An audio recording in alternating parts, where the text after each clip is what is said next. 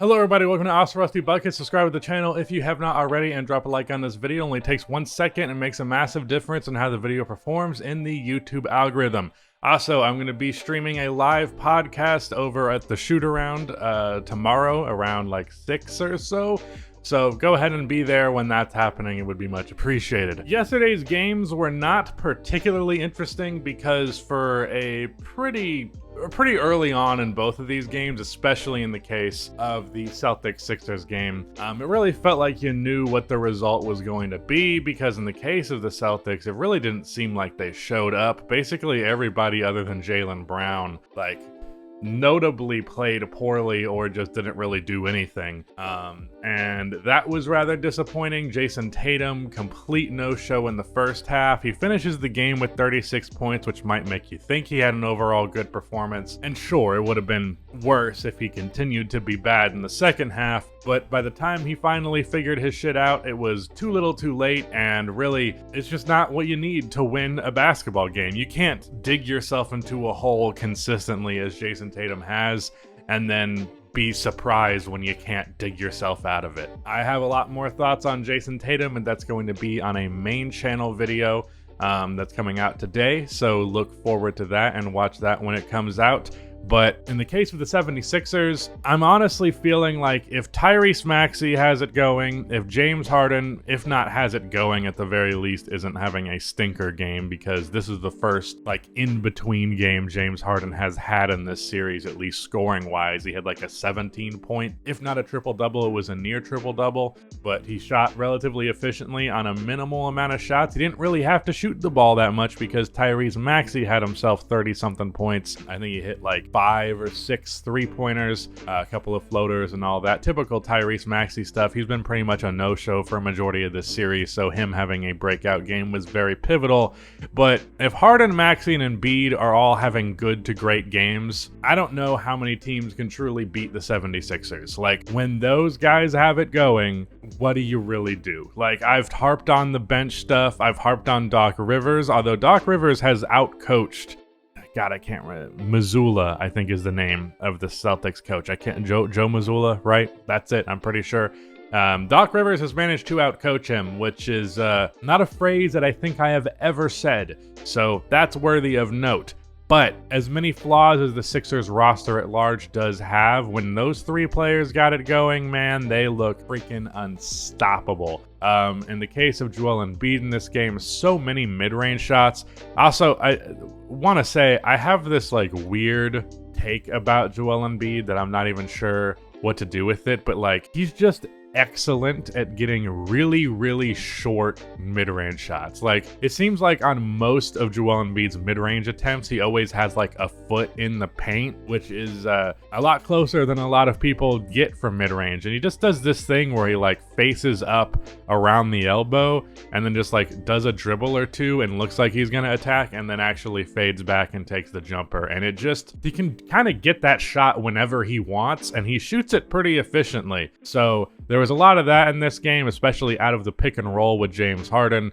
But yeah, as I mentioned, the Celtics, other than Jaylen Brown, didn't really show up, and even Jaylen Brown really wasn't getting shots in the second half of this game. So yeah, there's that. Then let's talk about Denver versus Phoenix. This game was kind of how I expected it to go. I did expect the Nuggets to win game 4, and that didn't happen. But otherwise, I've correctly predicted every other game in this series. I really felt like Denver would come out swinging in this one, and they absolutely did. To be fair to Phoenix, unlike the Celtics, they did get it to be a 6-point deficit at one point. I think I recall it being 53-59. But I think midway through the third quarter, the Nuggets started to blow the lead wide open, and it got to be a 20+ point deficit at one point. Michael Porter Jr. shot lights out, which he hasn't really done much good other than game 1 in this series, so that was very key. Jamal Murray had himself a pretty cool game. Nikola Jokic had a triple-double. Bruce Brown off of the bench with 25 points, which was very big.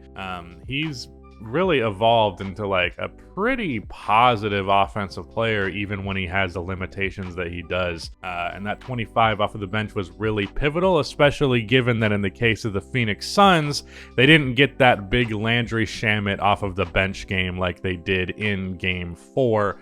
Really no one off of the bench. Also, I do want to ask, I might have missed this, did Torrey Craig get hurt? Because if he didn't, I don't understand why he played 4 minutes in this one, because he's ultimately been one of the best rotation players that they have at their disposal, which isn't necessarily that big of a compliment to Torrey Craig, but more a commentary on their lack of bench depth. But I found that odd, so I might have missed that. I also want to say that I meant to correct this earlier.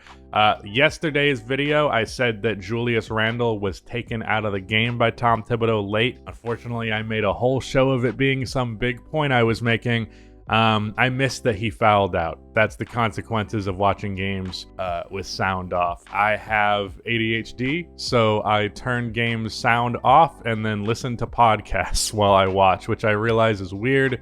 But I always have to have like 2 different streams of media going at any time to keep myself from thinking thoughts, you know? But anyways, given that both of these games were not particularly interesting, really what I wanted to talk about was Nikola Jokic, because again, he had a triple-double in this one. If I'm not mistaken, if it's not his 4th, it's definitely his 3rd triple-double of these playoffs. And if you look at his numbers versus Phoenix, he has been ludicrously good. 35 points, if you're rounding up, 14 rebounds, and 10 assists a night, all doing so on much better than league average efficiency. I saw someone on Twitter, this is a silly anecdote, but they were like making fun of Jokic for being like negative 11 true shooting from what he was in the regular season, which he's not been as efficient as he was in the regular season. But you should probably bear in mind that Jokic had a 70% true shooting percentage in the regular season. So he's still well above average when dropping 10, 11% or whatever. So yeah, silly argument. If you average 35, 14, and 10 on 62% true shooting, I'm not gonna suggest you're like fell off. I thought that was insane. Obviously not a take most people are having, but a lot of people have been rooting for Nikola Jokic's downfall. There is no doubt about that. Given how this MVP campaign got responded to, the prospect of him winning 3 in a row, a lot of people don't like Nikola Jokic just simply because he's good, and they don't understand how, from an NBA standpoint, overweight and slow player can be good. But he just is, because he is unstoppable in the post, and if you double team him in the post, he will make the right pass. So that's what Phoenix has been worried about, and it's resulted in a lot of single coverage on Jokic, including in the game where he had 50 points. But even if you do single coverage him, he'll still manage to tear your team apart with his playmaking. So yeah, Nikola Jokic has been awesome. This series has been one of the best statistical series I've ever seen from a superstar player, and going into the conference finals, I expect him to maintain that. Granted, presuming it is the Los Angeles Lakers that they do have to face, and I'm also not suggesting Phoenix is completely out of this, but it definitely feels like it's going to go Denver's way. But presuming that they make the conference finals, and the Lakers more likely than not will be doing that unless the Warriors just do something hilarious. In that case, AD is going to be a much tougher defender to deal with than DeAndre Ayton or Jock Londale have been. Ayton has been severely disappointing in this series, and Londale isn't anything special either. So he hasn't had the most difficult coverage in the world, but again, in part, that's just because Phoenix has refused to double team him. Because even against AD, I think you might want to double team Jokic every once in a while, because he just has ridiculous touch, and unless you're blocking his shot, it seems like it's going to go in at a respectable enough rate. But yeah, that's my thoughts on these games. There wasn't much to say. Again, when it's just like very clearly one team's going to win throughout the whole game, it's not a particularly interesting watch. Hopefully we get some games tonight that are more interesting than that. But yeah, that is it. Shout out to Rudy for editing that video, this video. Again, go check out my podcast. That would be much appreciated. But that is it. Goodbye.